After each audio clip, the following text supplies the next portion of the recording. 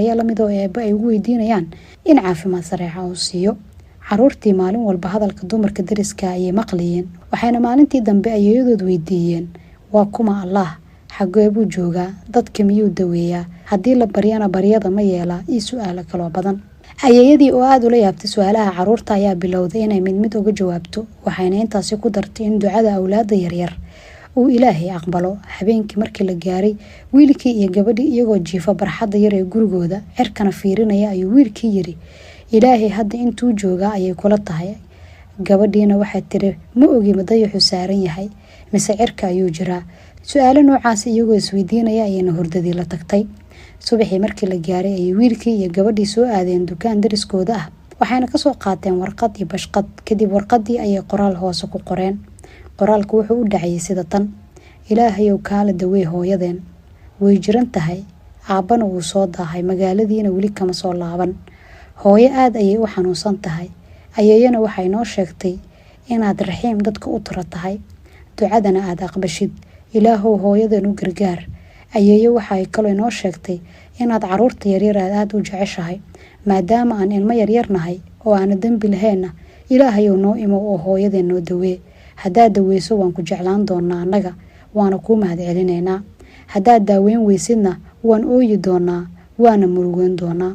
Ilaahow waan ku sugaynaa, waxaana sugaynaa baabuurkaada ambalaasta ah oo aad hooyadii ku daweyn lahayd.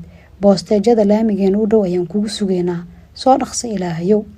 Dhammaadka dhambaalkana waxay ku qoreen, fariintan waxay ka timid annaga, waxayna ku socotaa Allah.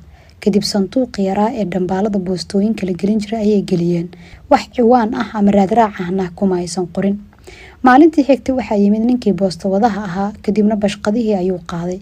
Xafiiska boostada markii uu tagay oo dhambaaladii ciwaanadooda uu kala diray, wuxuu arkay warqadan aanan wax ciwaan ku qorneen. Wuxuu markii hore mooday in qof uu ku ciyaarayo uu soo qoray, laakiin wuxuu go'aansaday markii dambe inuu dhambaal ka furo, kadibna uu akhriyo.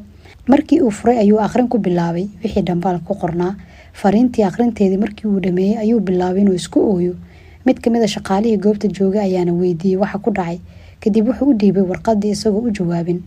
Caruurtii warqadii ay soo qoreen oo ay Ilaahay u soo direen ayuuna ninkii isna akhriyay, afka ayuuna qabsan waayay sidoo kale. Daqiiqado kooban ayay meeshii oo dhan hal mar isla qabsatay oohin iyo murugo, waxaana dadka si aan caadi ahayn uga ilmeysiinaya dhambaalka qalbiga caruurta ka soo maaxday iyo fariinta ay Rabbi subxaanahu wa tacaala u direen. Kadib waxaa goobtii yimid maamulihii, markii uu xaalka arkay ayuuna ku qayliyay, wuxuuna yiri, war maxaa meeshan ka socda, fowdada maxay tahay? Oohintan iyo murugadan iyo madaxyadan laadlaadinaysiina maxay ka micno tahay oo idinku dhacay? Maamulihii ayayna u dhiibeen warqadii, isla markii uu akhriskeedii dhameeyay ayuu la yaabay. Shaqaalihii boostada ayuuna isugu yeeray dhammaan, isagoo indhihiisa ay gaduudan yihiin.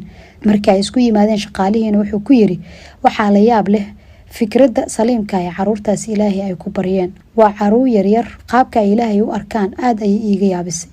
Ilaahay xaq lagu caabudo ayaan ku dhaartay, weligay ma aanan dareemin shucuur caynkan oo kale.